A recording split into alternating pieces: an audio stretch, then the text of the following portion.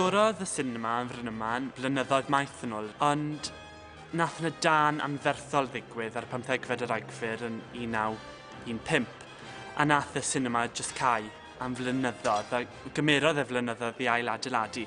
Ond yn y flwyddyn 1926, nath e ail godi a cael ei redeg gan Committee a Trustees. Ond i fi, canolbwynt y pentre yw'r sinema yma, achos fi'n siarad Cymraeg, fi'n gweld lot o bobl un fi'n adnabod sy'n dod mewn i'r sinema, a fi jyst yn siarad Cymraeg yn nhw. A t'mo, achos fi'n dod o Bryn Aman, a mae Bryn Aman yn pentre rili Gymraeg, fi'n dechrau pob sgwrs yn y Gymraeg. Os maen nhw'n gweud, sorry, I don't speak Welsh, wel, nyn ni dweud, mae pawb yn mynd i gallu siarad Cymraeg. Fi wedi bod yn gweithio ers 2008 a brawd fi cyn ni, ond fi wedi gweithio lan y projection room, fi'n clynhau mewn weithiau, a fi'n gweithio yn y siop fel arfer.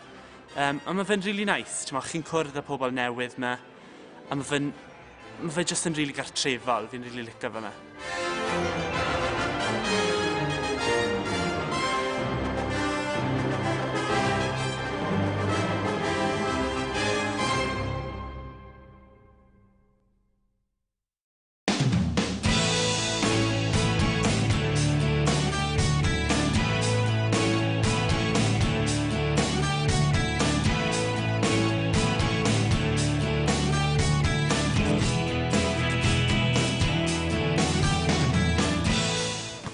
Chi'n gwylio clwb pêl-drod Bryn Aman yn ymarfer fan hyn. Ni'n ymarfer tu ôl i clwb rygbi Cwm Gors ar y cast, Uchaf. Mae 3 tîm oedolion dyn ni. Fi'n credu bod 60 o bobl yn chwarae, rhwngddo 16 a lan i 50 oed.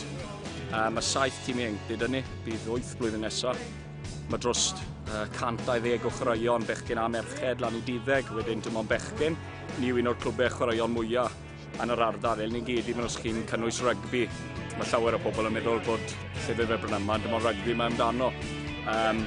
Ond, os ydych chi'n dod i weld faint o bobl sy'n ynglyn â'n clwb ni, rhwngddo'r ieuenctid a'r oedolion, bydd e'n gweud stori arall.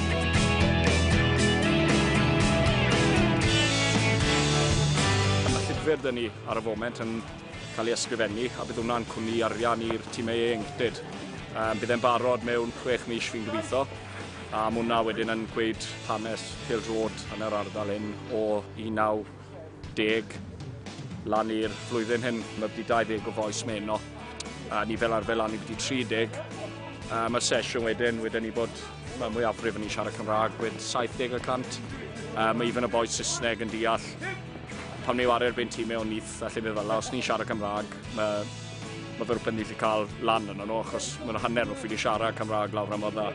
Mae'n sgwyl yn llachar am y dyfodol. Dwi'n meddwl bod ni'n cael y cefnogaeth ni'n dal i gael, a dyle fe fo'n wych.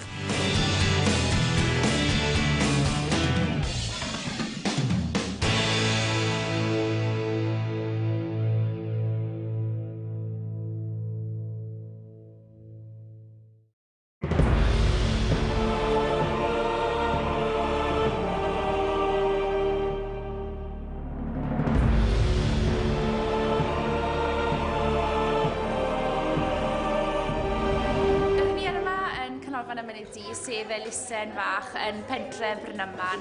Ni'n cynnal nifer o gweithgareddau ym Bryn Aman. Ni yn ystafell clwb celf Mentrau ar y funud, ac ni'n cynnal gweithdi creu cwmpenni i blant, sef pumpkin making workshop. So, mae nifer o blant gyda ni yma heddiw, a dyna pham ydw i mewn y gwisg yma. Mae Canolfan y Mentrau yn ardal i bawb yn y gymuned i ddod. Mae caffe yma, mae'r meddyg yma, mae'r llyfrgell yma, ac trwyddo'r wythnos ni'n cynnal nifer o wahanol dosbarthiadau addysg, dosbarthiadau lles a iechyd, felly mae pawb yn y gymuned yn dod yma. Ni'n cynnal gwersi Cymraeg i ddechreuwyr ac i bobl sydd yn ganolradd.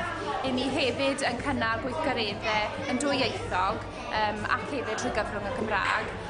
Mae'r sesiwn yma heddiw wedi cael ei cynnal yn Gymraeg, a mae'r plant lleol yn arfer yn siarad Cymraeg gyda ni. Felly ni'n falch iawn i redeg pethau trwy gyfrwng y Gymraeg.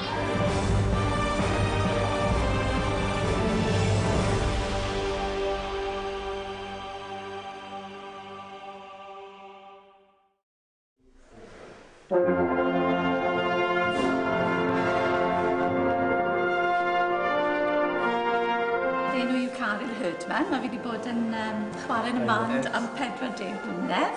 I ni'n lwcus iawn yn y band hyn, os mae llawer o'n i'n siarad Cymraeg, a ni gyd yn siarad Cymraeg a'n gilydd yn y band. Mae lot o disgyblion dyn ni o Ystafera a Aman. Fi wedi bod yn chwarae am 10 mlynedd yn y band yna.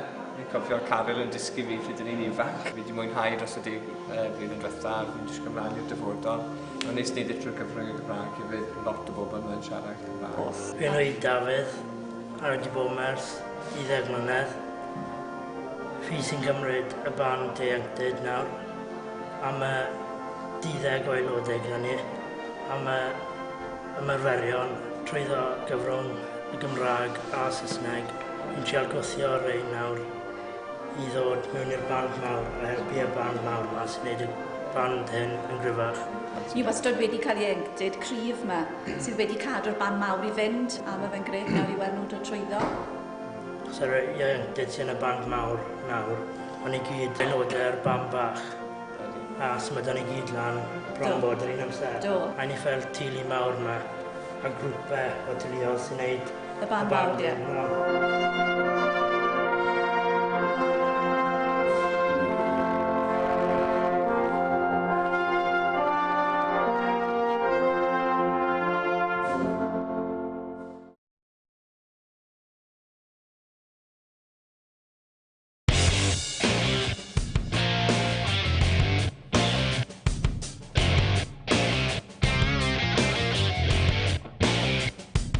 Mae'r clwb wedi bod yn mynd ar dros 100 mlynedd. Gaethon ni set hynny'r 10 mlynedd yn ôl. A ni wedi bod lan yn Division 1 am 8 blynedd. Le mae'r clwb wastad yn strifo, basically, i fynd nôl i Division 1. Ni nawr yn Division 2 West, ni trydydd yn yr adran. A ni'n gobeithio, touch wood fel maen nhw'n gweud. Ewn ni'n ôl lan blwyddyn hyn i Division 1 dylen ni fod. Ni'n trio sefydlu a dod o lot o bois ifanc mewn i ware'r clwb, le gallwn ni gael fwy o rai ifanc di lle cael mewn. Well mae'r clwb yn fod yn sefydlu yn Division 1 blwyddyn nesaf gobeithio. Ni'n treulio 2 fath o wythnos, le chi wedi gweld ni mas nhw'n yn y tywydd terrible yn. Mae fe'n galed i wneud ddechrau sy'n mae'n mor lib. Ond i gael yn yr awr, 3/4 awr le ni wedi bod mas mae'n awr yn gweithio'n galed. Dwi'n gweithio dod i byddech ar reiter nos Iau wedyn, os ydyn ni mas nos Iau yn barod am disadwn le ni'n wario lawr yn cydwedyn. Mae cwpl o boes sy'n pentref sy'n barod maen nhw gyd yn Gymraeg. Mae Junior Section wedi dechrau yma, mae Under 8 wedi dechrau yma nawr, a mae'r plant yn dyfodol ar y clwb, mae'n ni'n gobeithio. Mae nhw gyd nawr yn dod o'r pentref sy'n siarad Cymraeg. A mae'n neis i'w glywed y Cymraeg sy'n cael ei siarad yma bob disadwn a gol pob gêm.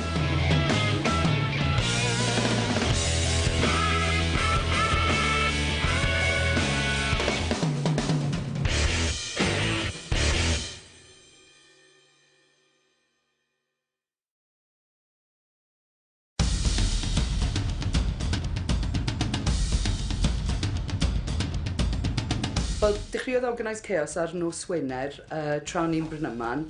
Rheswm, dyma fi'n dechrau fe i ddechrau dawd, achos oedd dim byd i'r pobl ifanc i wneud yn Bryn Aman, a o'n nhw wastad mewn trafferth gyda'r heddlu, a dim dim ond ni, oedd lot o llefydd yn cael ei llosgi lawr achos oedd dim byd i wneud. So o'n i'n meddwl, os mae pobl ifanc yn moyn chwarae gyda tân, byddwn ni'n dysgu nhw i chwarae gyda tân yn saff. Ni'n cwrdd ar y funud 2 waith yr wythnos ar nos Fawrth a nos Wener, yw syrcus cymdeithasol le mae pawb jyst yn trial unrhyw sgil le maen nhw moyn. Ond unwaith mae'r pobl ifanc wedyn yn datblygu'r sgiliau, ni'n rhedeg fel specialist classes, master classes wedyn, a ni'n gwneud pethau fel acrobatics, gymnastics. Ni wedi dechrau wneud fel tân, clowno, performance, a mae'r pobl ifanc wedyn yn cael y siawns i ddatblygu. Be sy'n wneud ni'n eitha unigol fel cwmni syrcus yng Nghymru, ni yw'r cwmni cynta sy'n gweithio trwy gyfrwng yr iaith Gymraeg. Dyma ni'n cymryd rhan yn gwyliau ieuenctid syrcus ryngwladol, a na'r tro cynta mae syrcus wedi cael ei perfformio yn Llundain trwy gyfrwng yr iaith Gymraeg. So oedd hwnna'n exciting iawn. A ddim diddorol achos oedd cwmnïau yna o Finland, o Australia, ond nhw byth wedi clywed yr iaith Gymraeg. So mae fe'n diddorol beth sydd wedi digwydd, a Mewn ffordd, mae fe wedi hybu'r iaith pryd ni'n mynd bant, achos mae'r pobl ifanc wedyn yn mwy hyderus i siarad Cymraeg ac i ddangos le maen nhw'n dod o.